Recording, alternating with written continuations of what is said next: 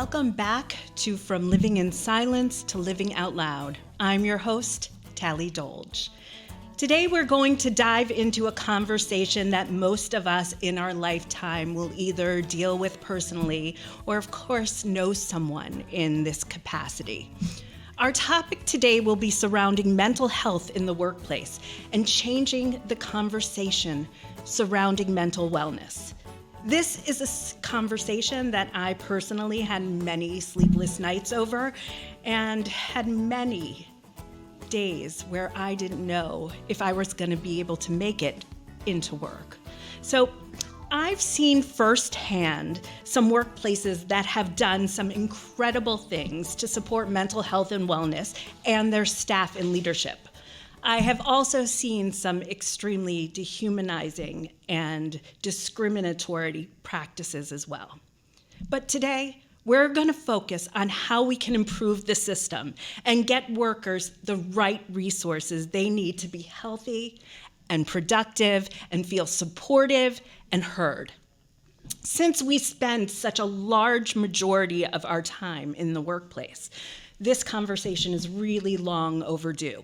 So I'm so excited to have my first two guests who are not only leaders in the San Antonio community, but also don't shy away to discuss conversations, changing the way that we view mental health and wellness in the workplace.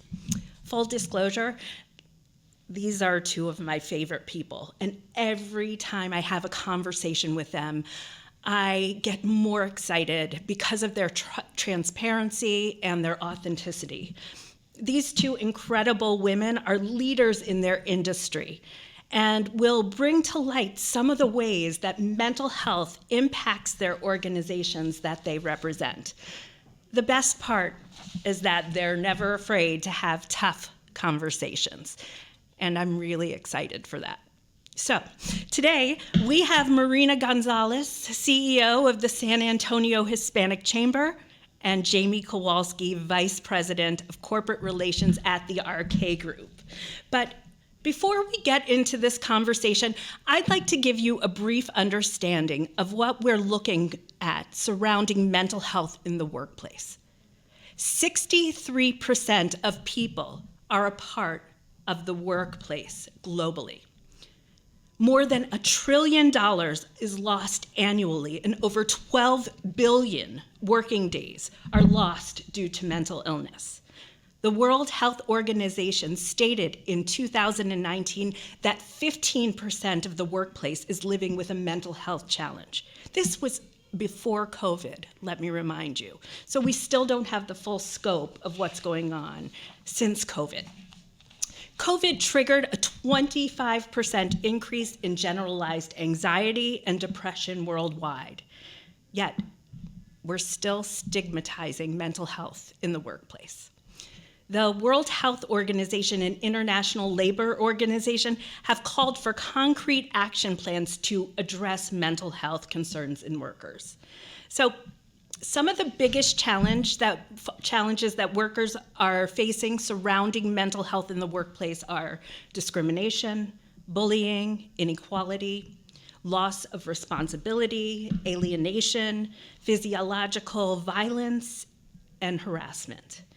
So, as I said in my first podcast, we've come a long way surrounding the conversation surrounding mental health and wellness. But this is an area that continues to hide their challenges for fear of repercussions. So, what can we do differently? Hopefully, we can begin this conversation today. Okay, so I'm going to start this conversation with a scenario because I kind of want us all on an equal playing field, and also I really want to bring the audience into understanding mental health and also showing how normalized it is in a conversation. So let's just say that it's been a month and your anxiety has been at an all-time high. You've had more on your plate than you could have ever imagined in the workplace. And now your boss wants you to come back full-time to the workplace. And you're really, really not feeling like yourself. You're having difficulty sleeping, eating, and just keeping up with your daily life. It feels as if sometimes you're just going through the motions.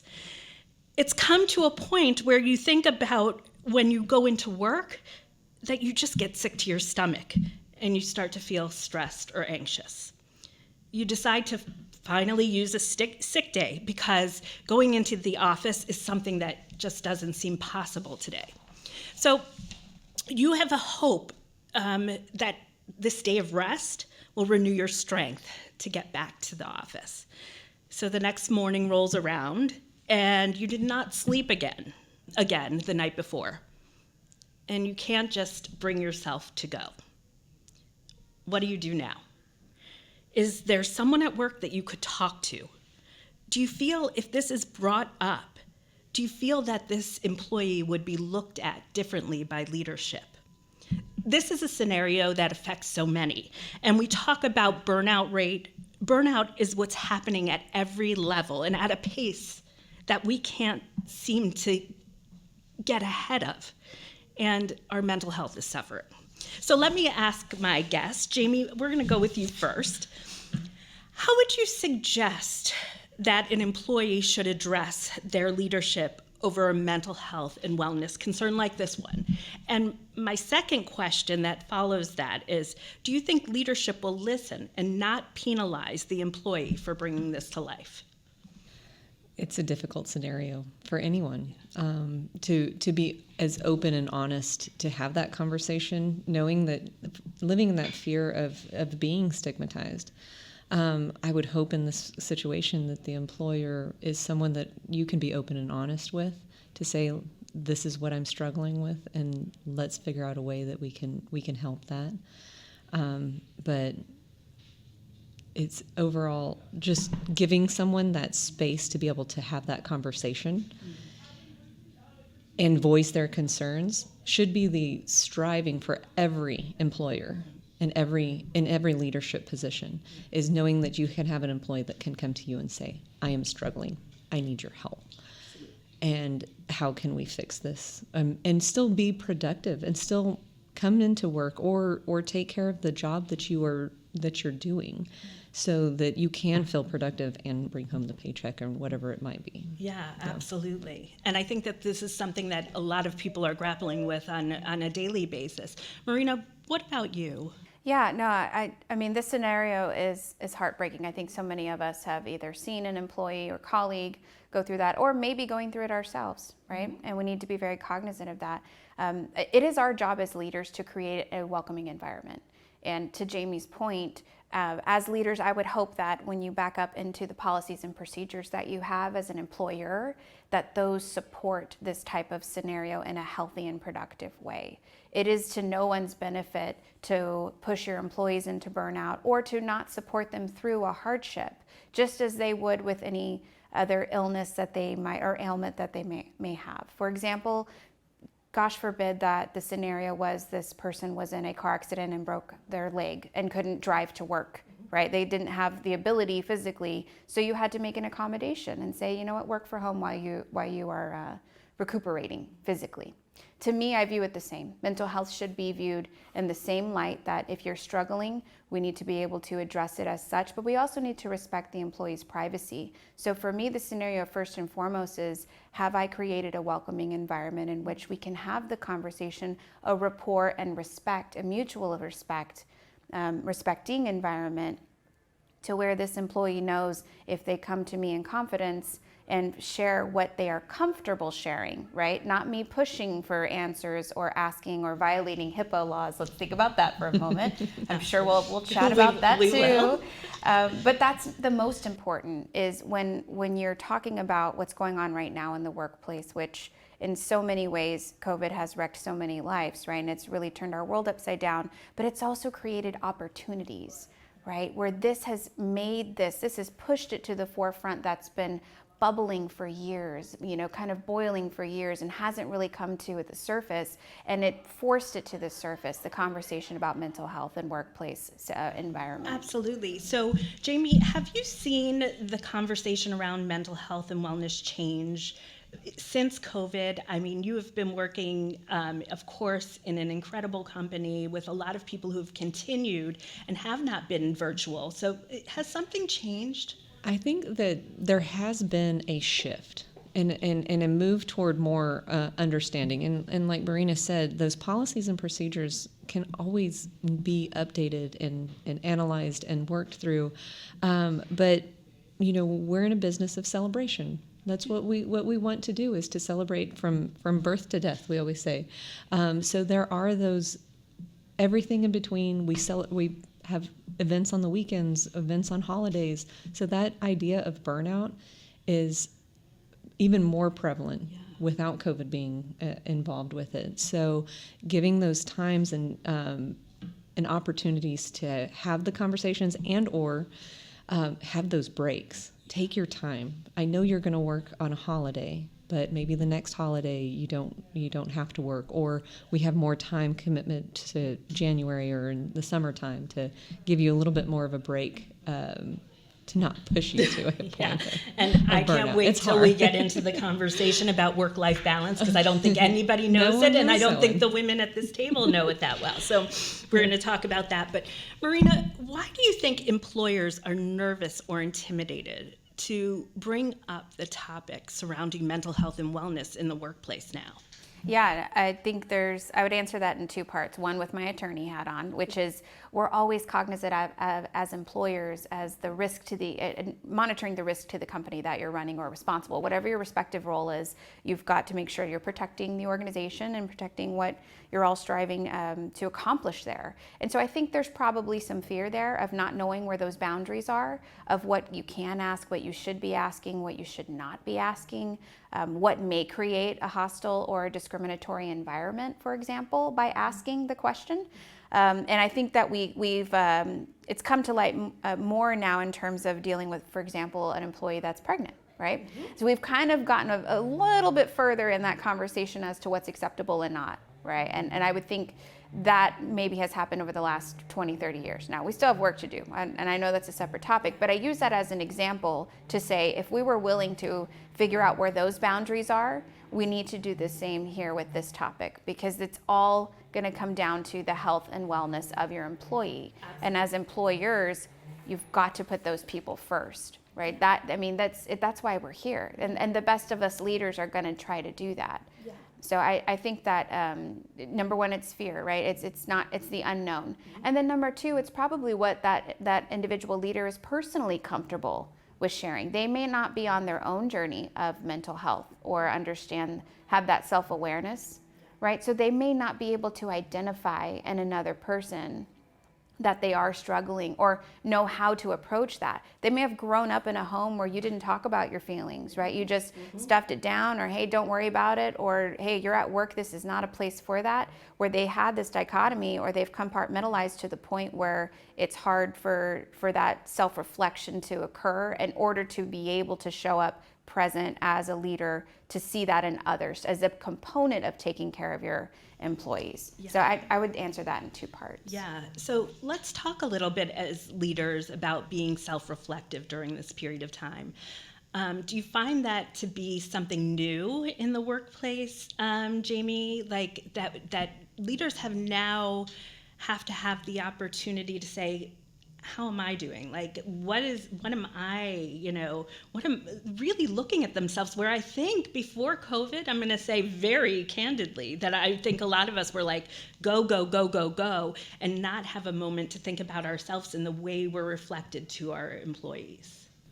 So I come from a unique perspective, because I was also a 6th, 7th, and 8th grade teacher before I got into this. So sharing my feelings is something that I'm used to doing, or just being opened up. So I take that experiences that I had at that level and translate into my leadership now.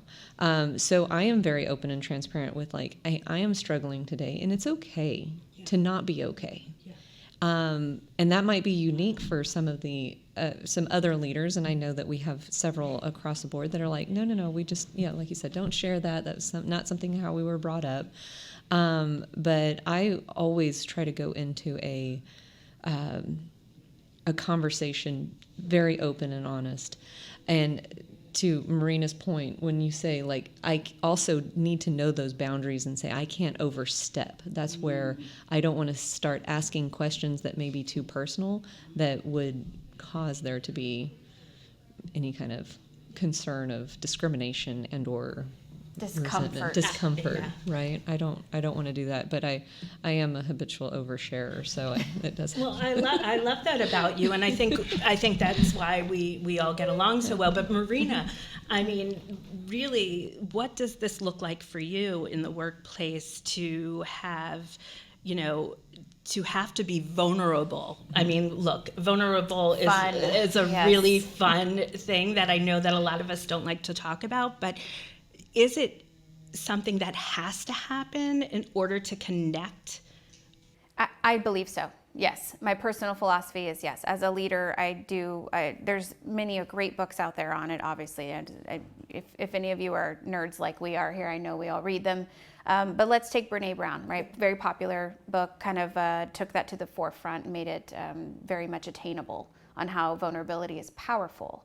Right, and my own leadership journey in my early 20s, starting out managing a smaller group, I thought that the two were separate, right? I thought the emotions did not equate to professionalism, right? That if those two met, that you weren't doing your job well, that you were making it, too personal or about yourself or about the feelings of what's going on there. But we are no longer able to think that we can act that way, right? And when I, coming into a more vulnerable place, I, like you, Jamie, have, in leading a group or in being in these roles, have found that the most powerful component of building any team, regardless of just a very high-performing team, at the core of it is vulnerability, is an openness, because that's where creativity flows. That's a lot of basis of what Brene Brown says, but unless you have the ability to do that and reach people and build that rapport, then you will have employees scared or concerned to come to you with their problems. So that's where it starts, is do I have a rapport with this person where they're gonna feel safe, where I've created this environment where they can come in and close the door and say, hey, I gotta share this with you, I'm struggling. Well, to that point, 12-year-olds and 25, 30, 40, 50-year-olds are all pretty much the same, right? Yeah, like we're all they need to know that they can approach their leader Absolutely. in a way that is going to be listened to and going to be respected, and in doing that you have to be well, with that two-way street wonderful to that. comment, we're going to take a quick break and then we'll be right back. Thank you. Thank you.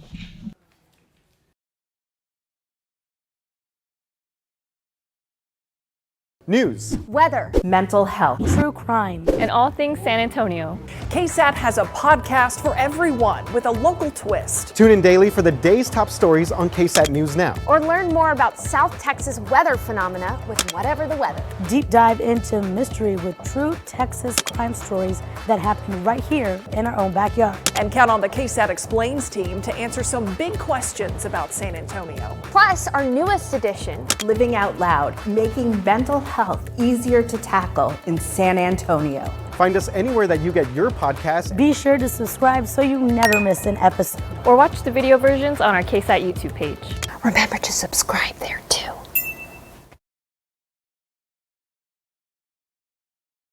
All right, welcome back to From Living in Silence to Living Out Loud.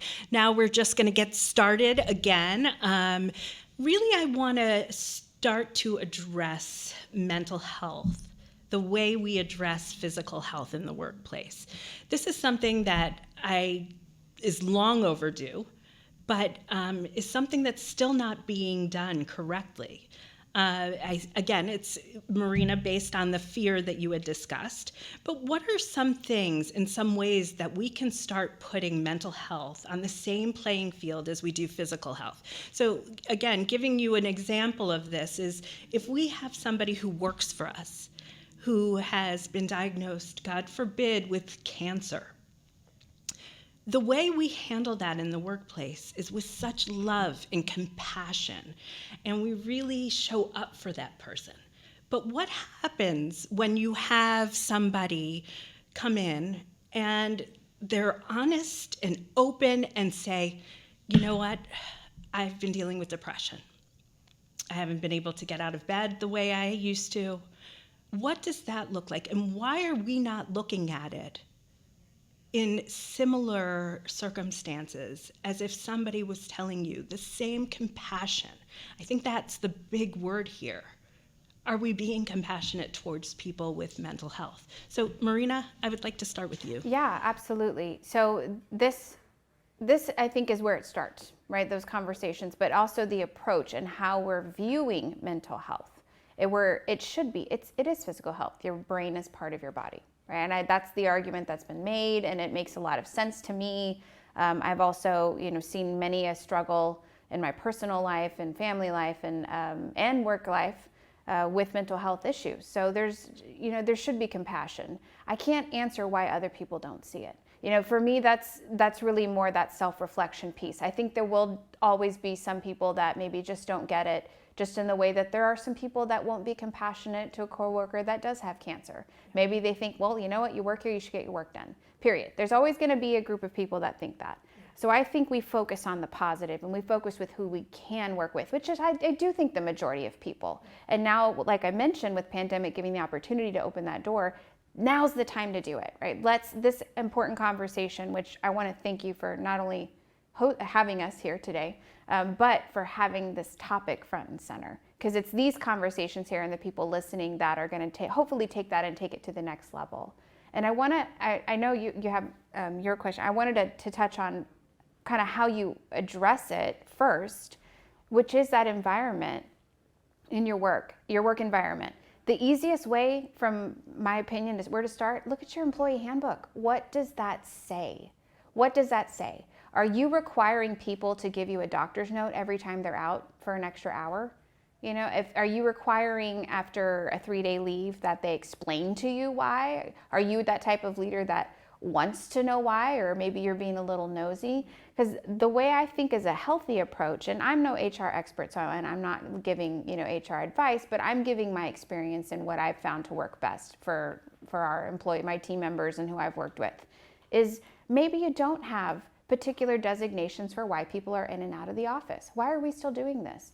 Why are we saying this is a sick day versus a vacation day versus a paid time off day versus a holiday versus a mental health day? Versus a mental health. So in other words, instead of requiring that we add mental health day as a component, why don't we just have paid time off and let that employee feel comfortable using it as they see fit as an adult? Right? And if you hire people that do abide by the mutual respect and are a good member of that environment that you've created and aren't going to abuse those policies for any reason, then you won't also have to ask those questions that would get you in potential trouble from a HIPAA perspective, or won't get you into an uncomfortable conversation for your employee that you're asking them why they're coming in and out of the office. That's how I handle it. I think removing some of the barriers that come with mental health, just in general, is giving access and opportunity to be able to go and get help. So one thing that we've done, and knowing that the hospitality industry has high rates of abuse and substance abuse, one thing that I've been working with my HR team to try to combat that is to bring in nonprofits that have space and know how to handle, especially in the hospitality industry, but also that addiction side, that to bring them to the office once a month so that you do not now have to take time off, travel to the doctor's office. You are able to they can meet you where you're at. That's amazing. And it's that. It's something that we're still in the works of doing, but we want to start to remove those boundaries that come with that. So you may have received a cancer diagnosis, or you've lost a friend, or you are suffering with alcoholism, and you just need someone to talk to. Recently, we just had a former employee, and he's been with us, or was with us for many, many years, struggled with alcoholism, had a lot of other issues. And again, those are things that we as an employer try to help with, but sometimes it's really hard to do that. He recently passed away in a battle with his addiction. And we have come together as a community of our peers, of our family, of our friends to help out him and his family. But the conversation that I had with one of our chefs is he's like, why didn't we know? Why didn't we do more? How should we have said something? And I was like, if we start playing that woulda, shoulda, coulda game, that's when we'll suffer, I guess, and just make ourselves feel worse about it. But at the same time, if we had those barriers removed for him so that he knew that it was a safe environment for him to go and talk to someone, and maybe we would still have him alive today, you know? And unfortunately, we can't, back to the future and jump in a time machine, but moving forward, we can see those problems, meet them head on, and fix them for the future. And probably do something different. Yeah. I mean, I think that's really what we're looking at right now is what can you do differently, and what you just said about really taking a nonprofit that may have the understanding on the outside and having them come in and just having a discussion and having a conversation. That's so great. That's a new way of doing things. We can't do things the same way. We just can't. And No, a lot of the cannot. times, like coming from education, go talk to HR. Go talk to a counselor. We have them there, but that's not what their specialization is in. Yeah. And I can, as a teacher, go and talk to our counselor, or as an employee, go talk to my HR. But they're really like, well, we've got your benefits package and everything put together. Here's a 1-800 Here's a number. 1-800 number.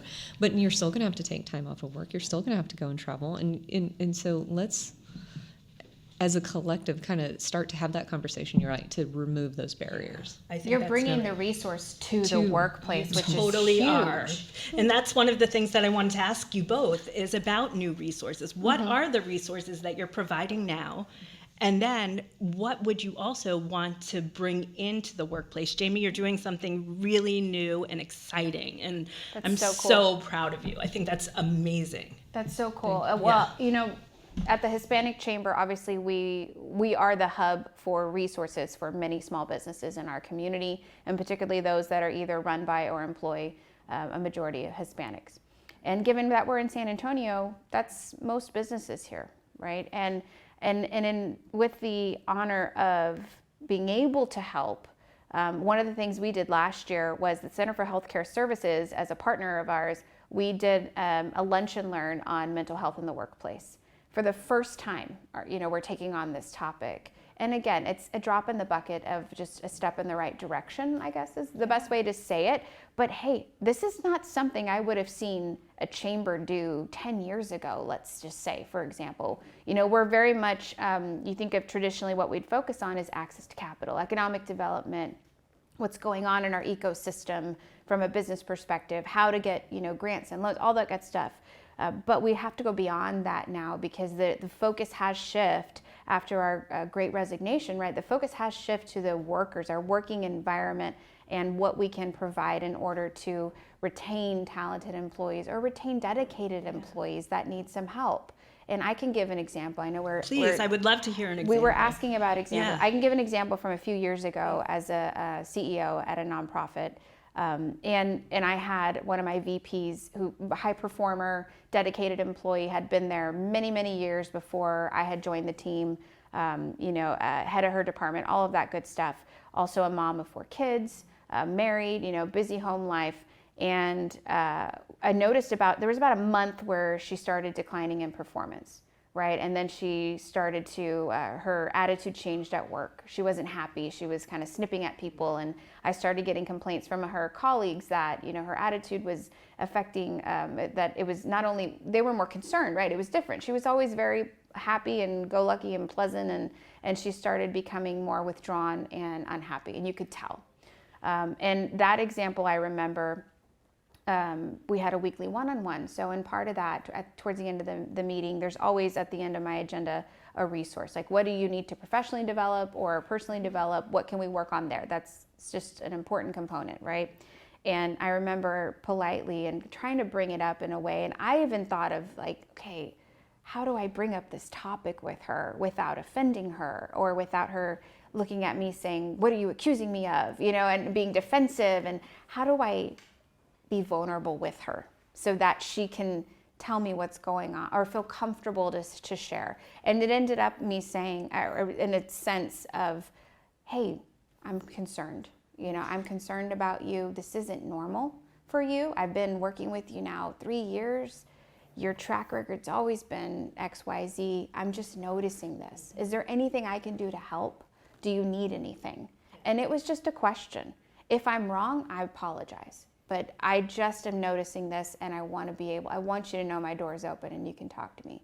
And, she broke down in tears and just finally told me she had lost a family member that was extremely close to her. And that she had to plan all the funeral arrangements, that it kind of all fell on her as just that she was that role. She played that role in her family life. And with that, it was all building up. And I always use the analogy like a game of Tetris, right? Towards the end, when it's just all stacking up and you're about to hear that, game over, try again. And I felt that for her, and she had a bit of release, but she also said, I just can't do it anymore. And so what do? What I could do at the time, I said, take the rest of the week off. You take it off. Take time for you, take care of yourself. Do you need any resources or anything I can do? I mean, obviously you can't book someone's doctor appointment for them, and you're not going to tell them where to go, nor am I qualified to tell people, right, what resources they need. But if they're asking, then we want to be sure that we can have some sort of pathway, to Jamie's point. If we can offer it, then how do we make it as easy as possible? That's just one example of checking in with someone, right, that when you notice the performance is off, versus I think a more punitive approach to performance that I've seen at in other working environments, which is, well, your performance is dwindling, therefore I'm going to reprimand you. Exactly, right? Exactly. But the way you just addressed it was It's a question. humanizing. So let's talk I was about going to bring that up because I know we Humanizing. talked about it before. Is like, really, if you take that humanization that's a word. approach to the way you approach an employee, you approach. I even say when I'm driving and I'm mad at someone, I'm like, okay, maybe they're going through something right now. Let's reel Instead that of the road rage. instead of the road rage. It helps. Oh, me. that's nice, Jamie. I'm glad that somebody is like, I'm sorry about the other person driving. I hope you're doing okay. But when you really take into perspective, like, everybody knows someone that has been affected by cancer. Everybody knows someone who has been affected by mental illness. We sometimes choose not to see it. Yeah. So sometimes you just need to say, like, okay, well, maybe it was my cousin or my friend or my XYZ that was affected by this, and have that empathy enough to respect your employee or your employer enough to share that. And that was beautiful. I mean, that's the best approach. I love that idea. I might steal that from you. Is just in every performance review, what can I do to help you be better? Mentally, physically, and have that to just have that conversation. And there was no blame. No. And I think where it comes Right. to when we watch somebody shift in personality, the first thing we do is to say, oh my goodness, they're just not performing. So what are some other ways? And just what you did right there was have a real transparent conversation and just said, I'm worried about you. So that in itself will also keep that employee engaged and also feel valid and valued. Yeah, like in their own struggle. So I mean this is exactly what it is. To look at mental health a little differently, to look at the way we have conversations with people, even our friends and our family these days. We don't know the struggles that people are having. We all have come out of COVID in a different way. And we're changed because of it, whether we want to admit it or not. We have to know that we're changed, and sometimes for the better. Like, I look at us and I think that there is more compassion in the world. There's more understanding about mental health and wellness, and I'm so proud of those things. But, what other things can we be doing? So I want to take us to just one other thing, and the thing that I want to talk to is work-life balance. I talked about it before. Dun, dun, dun. Dun, dun, dun. There's no such thing. There is no such thing. But I mean, I think what we end up saying these words a lot of the time. We talk about work-life balance. We talk about burnout. we keep saying these things, but do we ever really like explore what that's really about? So, Jamie, if you could talk a little bit about work-life balance for the way that maybe you model behaviors with that. I think that's a big thing in the workplace, is how leaders model what work-life balance looks like. So talk to me a little bit about that. I mean, and it's hard to see the differentiation. So we're in a family-owned business, so it's one of those that life is work and work is life at some point. But suggesting and letting our employees know that it's okay to take your you time. Yes, you want your employee to be the best that they can be. I also want to be the best employee that I can be, because I'm working alongside them as well, and going and running and picking up the kids and dropping them off and going to doctor's appointments, and all that is what we have to do. Yeah.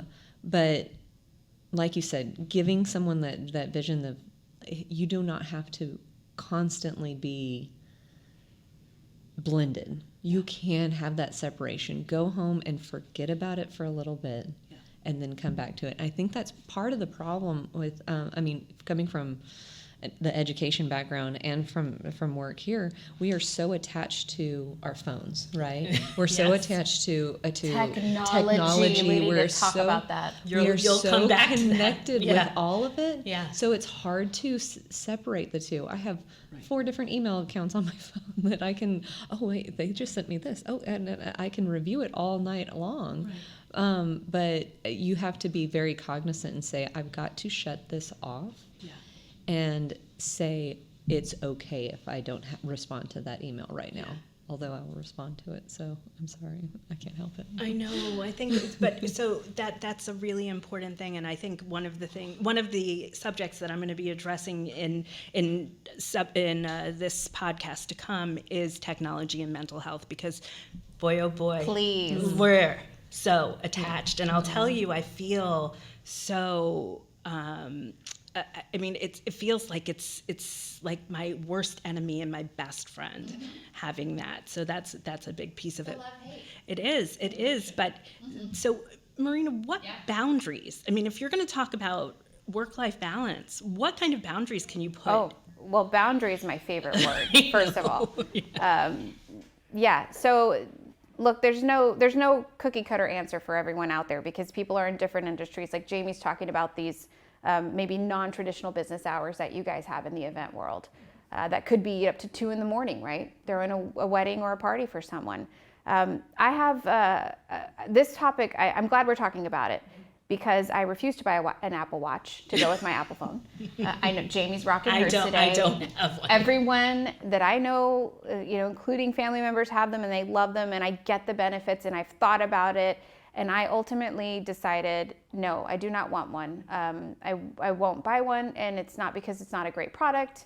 Don't sue me, Apple, you're fantastic. But I think you're doing okay without me purchasing one more. Especially in the job that I have right now that I love, is in the chamber world, it feels like the whole city's got my cell phone number, right? And it should be that way. I'm very accessible. Part of this role is to be accessible, right? We're here to help businesses. So there are businesses like Jamie's Arcade Group's a member. If you guys needed something, we're there. So it is also being responsive, but while also keeping your boundaries and your peace.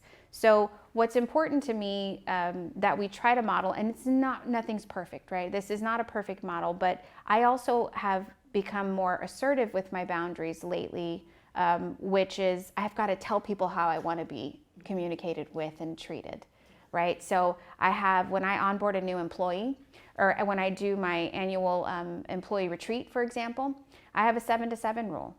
If it's 7 a.m. to 7 p.m., feel free to contact me, call me, text me, all those fun things. But if you're calling me at 10 p.m. at night, it better be because the building's on fire, and you should not be calling me, you should be calling the fire department, right?